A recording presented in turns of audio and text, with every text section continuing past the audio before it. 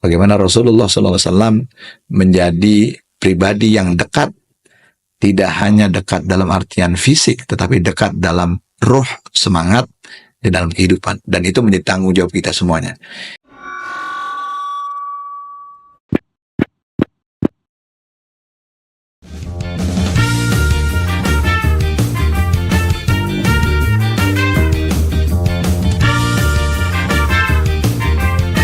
Ini yang namanya PNS, Podcast Ngobrol Santuy.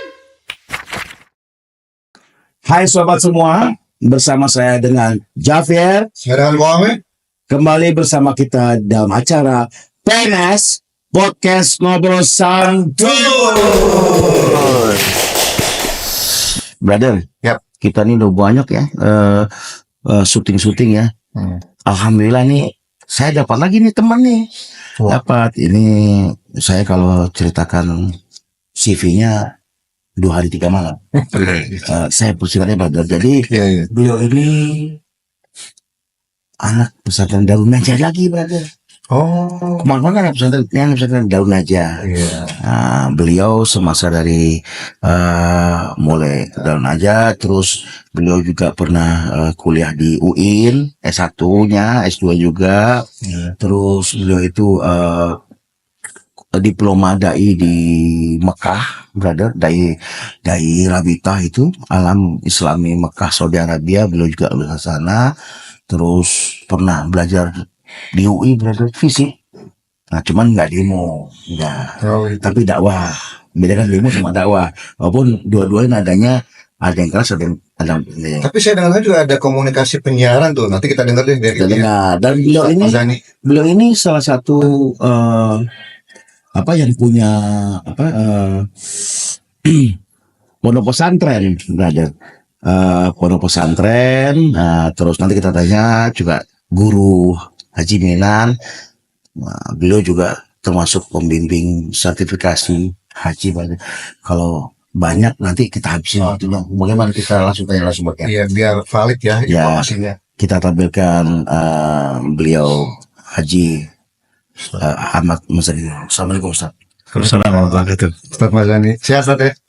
Alhamdulillah. Senang kedatangan beliau. Beliau ini ulama, dai. Banyak banget ya.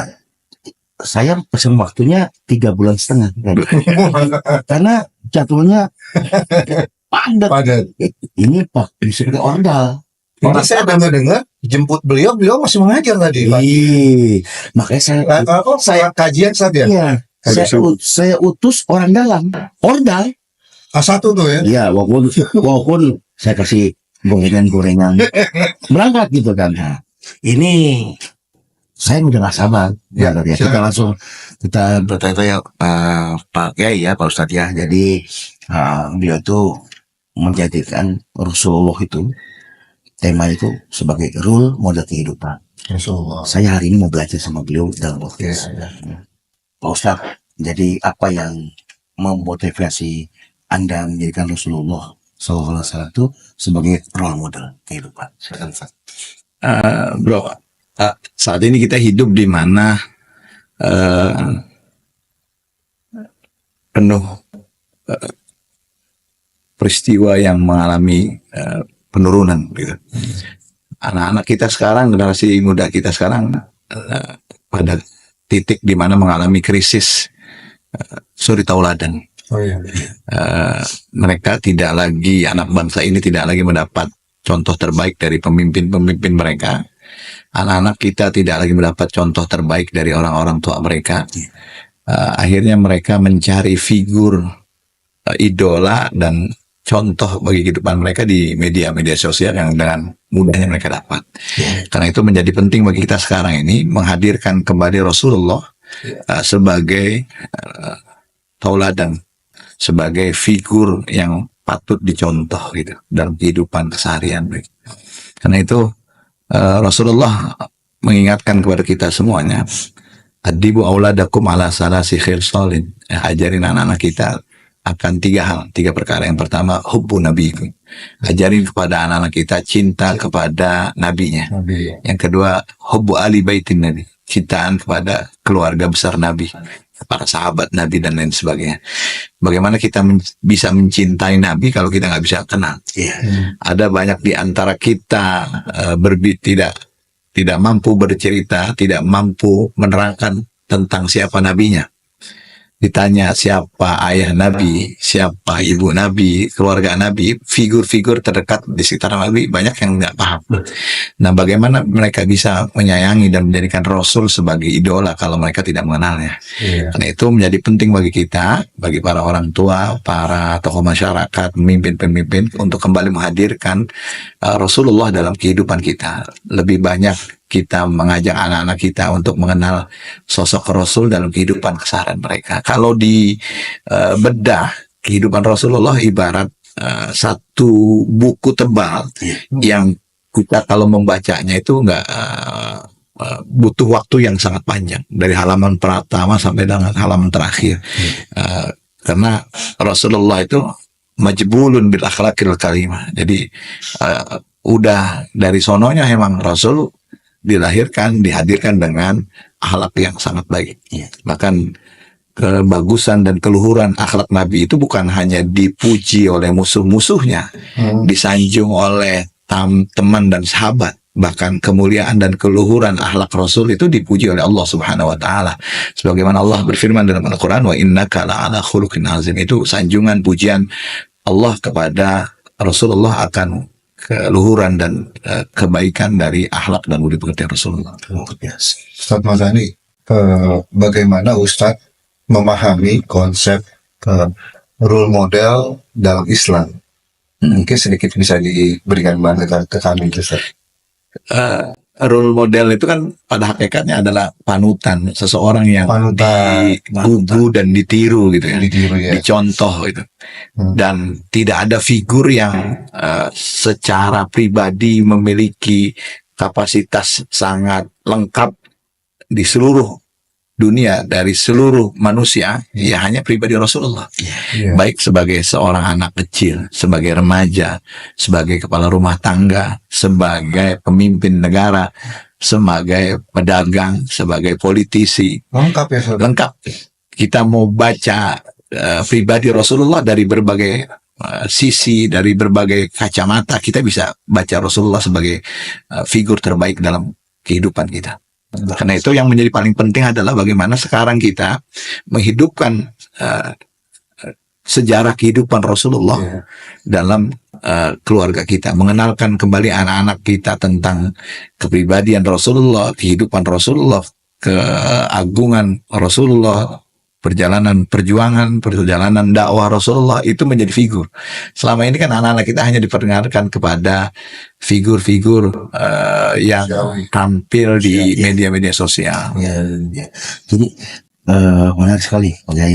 Tadi Pak Kiai bicara tentang figur-figur Rasulullah, sifat-sifatnya mulai dari kecil, remaja, dewasa, dan kita ini, kami ini Pak Kiai ini, kami juga punya anak-anak yang saya kadang-kadang kalau anak saya suka fanatik ke band A, band B, misalnya musik, band A, band B gitu loh. Walaupun anak kita ini mungkin dididik di sekolah Islam, tapi betul pada saat ditanya neneknya Nabi siapa ya, nak bingung, nggak bisa jalan. Pemahaman saya, kalau kita mungkin sudah banyak belajar kan Nabi. Nah ini tolong kami dikasih Pak Kiai, sifat-sifat Rasul apa saja yang bisa kita tiru kecil saja buat untuk kehidupan. Yang mudah ditiru ya. Udah kita tiru Pak Kiai. Salah satu sifat Rasul. Yang paling sifat-sifat Rasul banyak. Kami nggak sanggup. Gitu. Yang paling dasar kita mengenalkan pribadi Rasul dulu kepada anak-anak kita. Bagaimana kita bisa mengenalkan pribadi Rasul kalau kita sebagai orang tua sendiri tidak paham, tidak mengerti. Bagaimana kita bisa menjelaskan kepada anak-anak tentang kehidupan Rasulullah kalau di koleksi buku yang kita punya tidak ada satupun buku yang bercerita tentang sirah nabawiyah. Ya, hadirkan banyak buku-buku yang berbicara tentang Rasulullah. Itu ada buku yang bercerita tentang akhlak Nabi, ada yang bagaimana kita bisa menceritakan Nabi Rasulullah kalau kita sendiri sebagai orang tua tidak memiliki pemahaman pengetahuan tentang Nabi dan sejarah perjuangan Nabi. Berarti kita dulu sebagai orang tua dulu ya. Ya, tularkan Ya. kepada anak-anak kita. Mungkin kita seringkali nggak punya gambaran gimana sih Nabi gitu. Sosok fisiknya, bagaimana model rambut Nabi, Berpakaiannya. cara berpakaian Iya. Nabi doyannya pakai pakaian warna apa sih? Nah, Rambut Nabi modelnya bagaimana sih? Keriting, apa lurus atau ikal? itu yang saya suka pertanyaan anak kayak gitu yang Ya. gitu tuh Ustaz, gimana? Nah itu ada bisa kita dapat dalam banyak buku yang mesti seharusnya kita baca. Sekarang ini kan karena rendahnya kemelekan kita terhadap buku-buku sirah nabawiyah. Betulnya bagaimana kita umat ini tidak hanya lagi disibukkan dengan perkara soal halal haram yang memang itu penting gitu, berbicara tentang fikih, tetapi yang menjadi lebih penting lagi adalah menghadirkan sirah nabawiyah yang dimana dalam perjalanan kehidupan Nabi itu ada banyak pelajaran hikmah yang bisa kita pakai dalam kehidupan pribadi, kehidupan keluarga, kehidupan bermasyarakat, kehidupan bernegara, sosial, politik, ekonomi, itu bisa kita ambil dalam perjalanan sirah nabawiyah Nabi. Bagaimana ini Pak Kiai mempraktikkan sifat sabar Rasulullah itu kepada kita, mempraktikkan sifat sabar Rasulullah dengan sabar banget ya, kayak dihina diam dicaci. Saya kalau dihina jangan di depan muka, lewat telepon saya sambil itu orang. Itu bagaimana kayak Kita mulai yang dari hal yang sangat kecil lah dalam kehidupan keseharian kita. Dasar ya. Ya, dari hal yang paling kecil, yang paling dasar dalam kehidupan berumah tangga, pribadi. Ya kita mulai dari situ saja, nggak usah berbicara muluk tinggi dan lain sebagainya. Kita berbicara bagaimana hubungan suami terhadap istri, ayah terhadap anak-anak. Ya, Itulah. Tuh. Bagaimana mengajarkan sabar itu, mengenalkan sabar tentunya dengan berkaca kepada perjalanan perjuangan dakwah Rasulullah. Bagaimana Rasulullah dengan sabarnya. Ada satu cerita pernah Nabi, ada seseorang itu yang kalau Nabi lewat dia selalu ngelemparin dengan kotoran, ya bahkan mencaci maki dan lain sebagainya. Sekali waktu Nabi lewat, nih orang kagak ada. Ditanya, ini orang kemana yang biasa ngatain saya? Orangnya sakit ya Rasul. Nabi dengan gagah beraninya, dengan gentlenya dia datang dan temui orang itu. Mendengar suara yang menyapa dirinya. Ya. Lalu orang itu yang buta itu mengenal ini orang yang tiap hari saya katain dengan segala macam caci maki. Lalu melihat kelapangan Nabi, keramahan Nabi, dan bagaimana Nabi memaafkan segala sesuatu yang terjadi dan dilakukan oleh dirinya, maka itu orang itu langsung mengikrarkan untuk masuk Islam. Jadi bagaimana Nabi itu menghadirkan contoh yang bisa dilihat langsung oleh kebanyakan kita, dan itu menjadi pelajaran berarti. Ada banyak orang-orang yang masuk Islam karena keluhuran dan kebaikan budi pekerti serta akhlak Rasulullah. Berarti banyak juga kaum-kaum yang masuk hijrah ke Islam itu dakwahnya Rasul tuh dengan melakukan hal itu ya, Iya. sayang ya. Iya, kasih Nggak sayang. harus dakwah di podium gitu Ustaz ya. Betul. Ada satu cerita Nabi sekali waktu pengen masuk ke dalam masjid, sudah menuju arah masjid, dilihat oleh Nabi anak-anak tuh lagi pada joget-joget tuh, anak perempuan di masjid. Kalau zaman sekarang mah kita datang tuh bocah lagi pada TikTok tuh. ya pada joget-joget, mungkin udah diserampang ya, udah diomelin. Tapi oleh Nabi enggak. Nabi lihatin, Nabi tersenyum, sampai akhirnya anak-anak itu melihat ada Rasulullah, mereka tersipu malu lari. Nabi nggak pernah malah. Ini berbanding jauh dengan kita saat ini. Nah, itu tak yang membuat anak-anak kecil sekarang jauh dari masjid, salah satunya ya. Iya. Kadang-kadang suka dimaki-maki sama pengurus. Oh, ngapain lu main sini berantakan lu? Itu yang sering terjadi tuh Ustaz. Gimana itu? Mau nyontohin Rasul? Serba salah gimana? Tapi memang kesalahan itu banyak terjadi di kita gitu. Rasulullah kan sebelum anak-anak ke masjid itu sudah diajarkan dulu anak-anak itu. Diajarkan untuk bagaimana sholat dengan baik, dengan benar gitu. Kalau sekarang kan kagak. Ya. Anak ke masjid sebelum Bapaknya? dipersiapkan oleh orang tuanya. Iya. Jadi datang ke masjid dan mereka nggak tahu untuk sholat dengan baik. Jadi mereka datang sholat ya buat rame-rame lari-larian Buat- karena mereka tidak pernah diajarkan. Iya.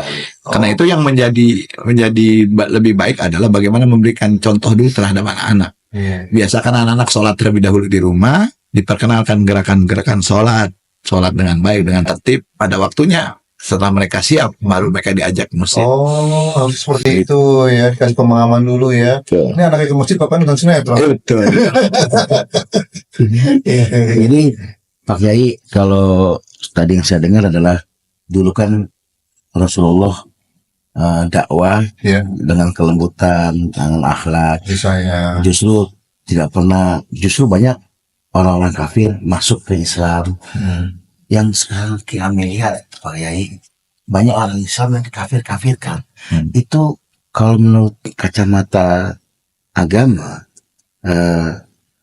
berbanding luruskah atau berbanding terbalikkah dengan dakwahnya Rasulullah? Karena kan ulama itu kan ulama sekarang, maaf saya kan ulama, maaf ya Pak Kiai, Oknum-oknum.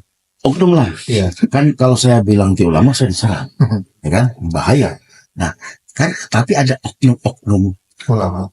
berbaju ustaz, dai ulama yang suka mengkafir-kafirkan orang Islam sendiri. Bagaimana Pak Kiai biar teman-teman kita ini yang nonton pun juga ya bagaimana Pak Kiai?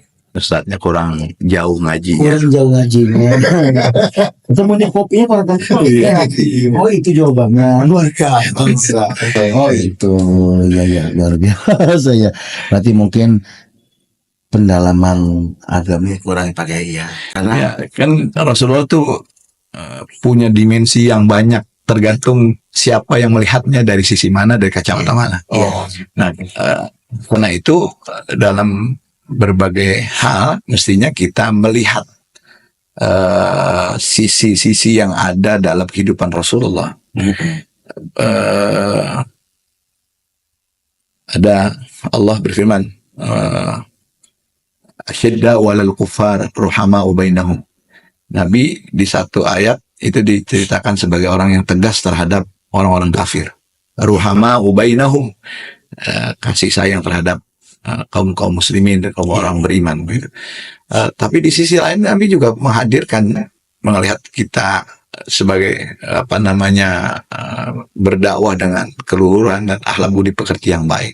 Bagaimana Nabi tidak mendahulukan peperangan, bahkan Nabi lebih mendahulukan diplomasi terhadap raja-raja sekitar, iya. menulis surat, mengantarkan dan mengenalkan Islam dan lain sebagainya. Dan tapi di sisi lain juga ada Nabi memang berperang.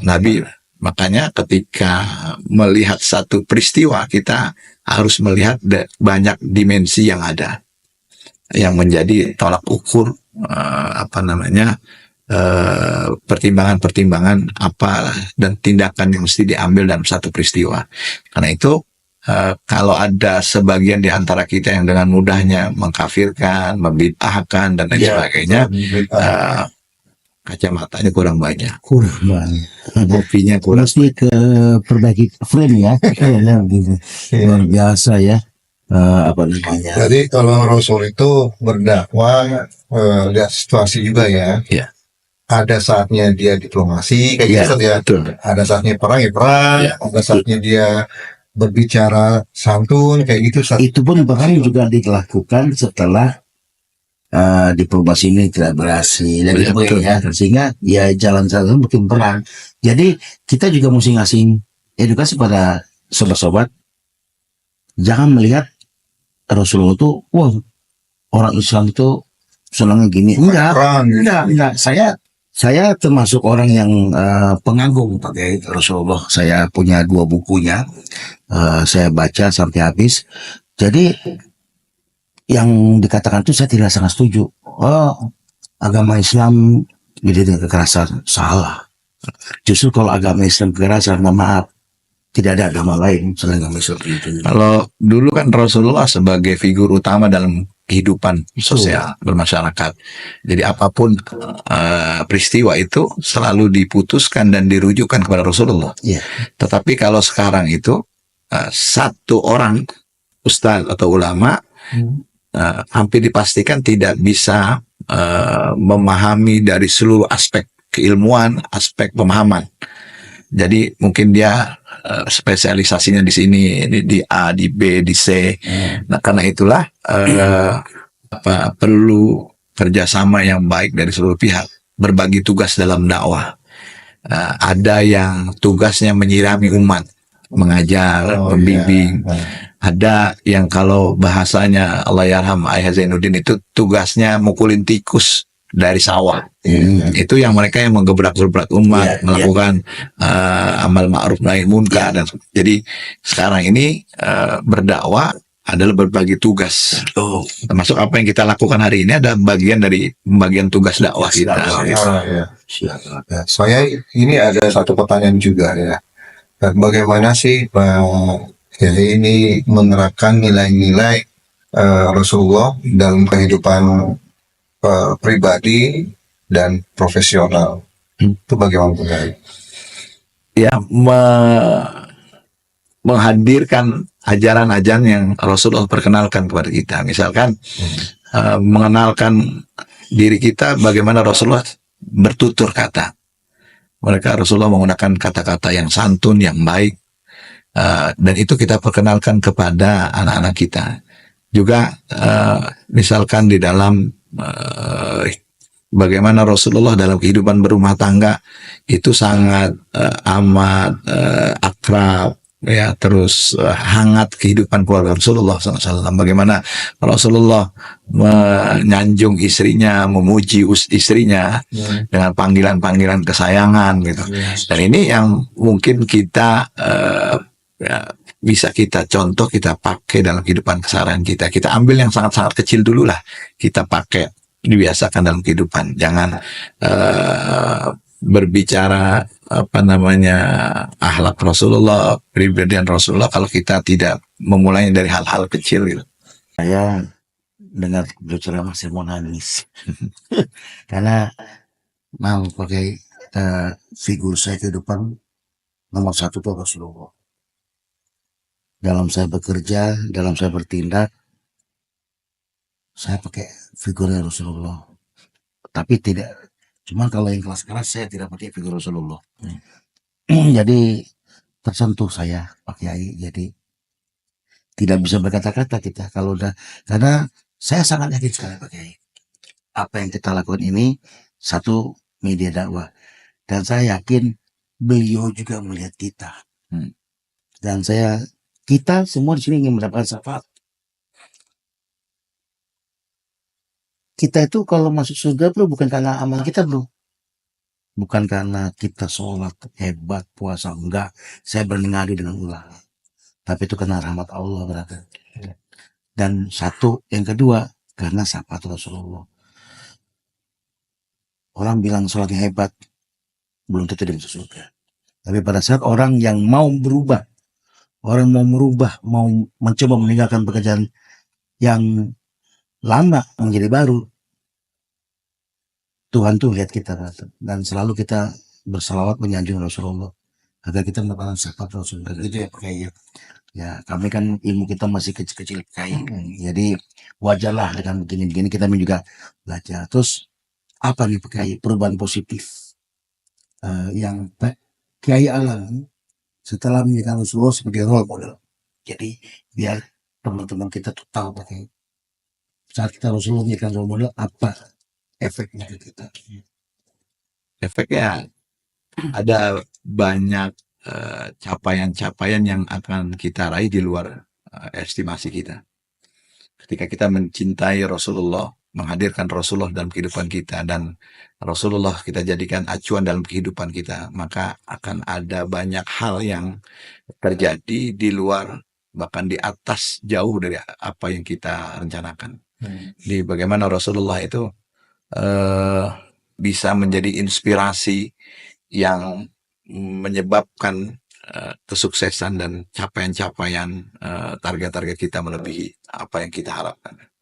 Jadi kalau kita menjadikan Rasulullah sebagai inspiring model, ya, figur yang menginspirasi kehidupan kita, maka akan ada banyak capaian-capaian positif dalam kehidupan kita. Jadi jangan pernah tinggalkan Rasulullah, jangan pernah jadikan Rasulullah di belakang kehidupan kita, tapi jadikan Rasulullah ada di hadapan dan di depan kehidupan kita. Gitu. Jadi memang kalau dalam kehidupan sehari-hari ya kita ikuti role model Rasulullah, barangkali kenyamanan rumah tangga, Ustaz ya, Betul. kasih sayang anak tuh tercerahkan gitu Ustaz ya, kurang lebih Iya. gitu ya.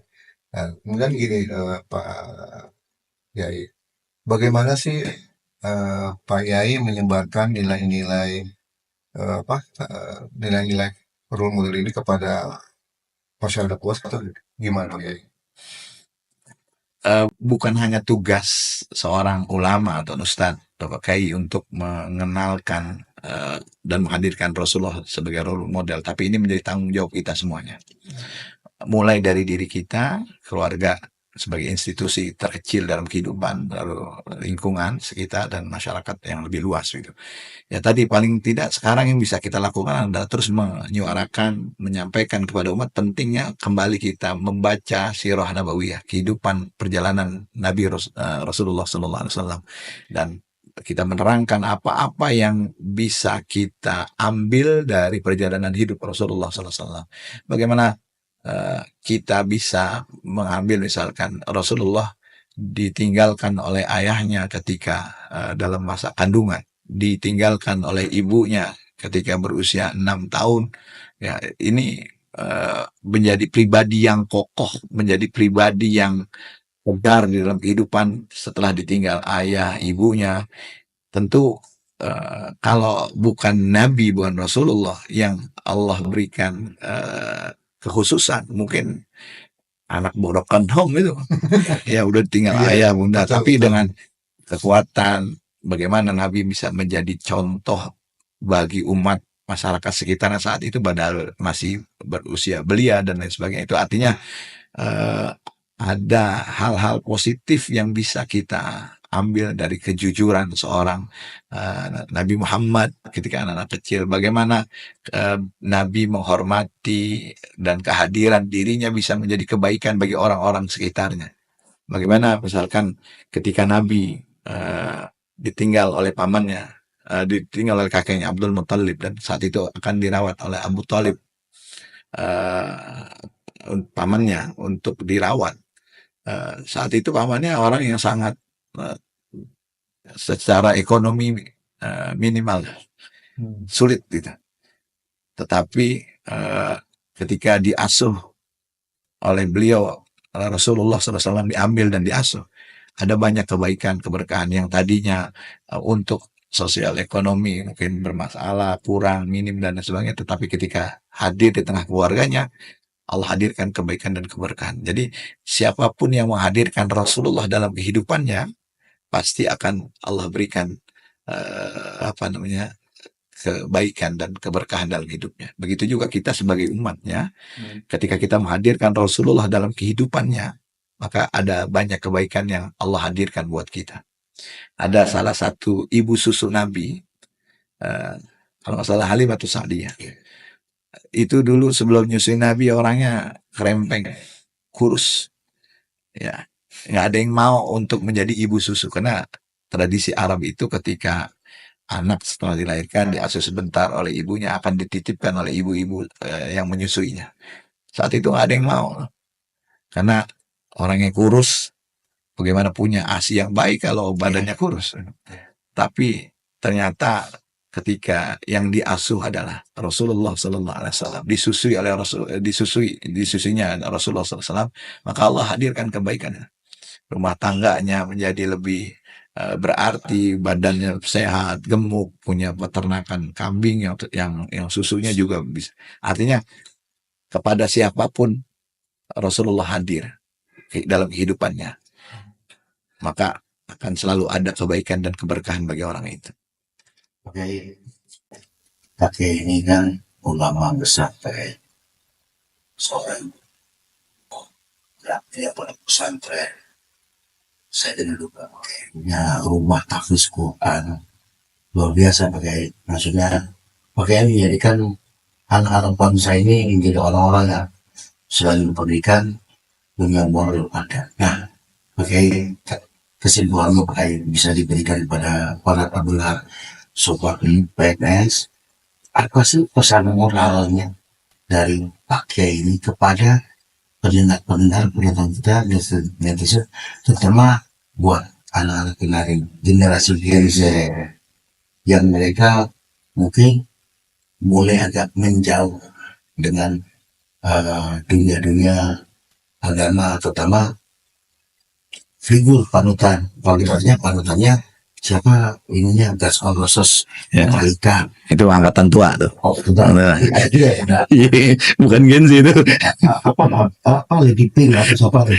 Nah, ini pakai mau dicip kesimpulannya buat para pendengar, pesan moral bagaimana, kenapa sih kita harus menjadikan Rasulullah sebagai model kehidupan. Silakan. Setiap kita, apapun profesi kita, punya tanggung jawab yang sama untuk menghadirkan Rasulullah dengan cara dan kemampuan yang kita miliki. Bagaimana Rasulullah menjadi tidak ada lagi jarak di antara Rasulullah dengan umatnya.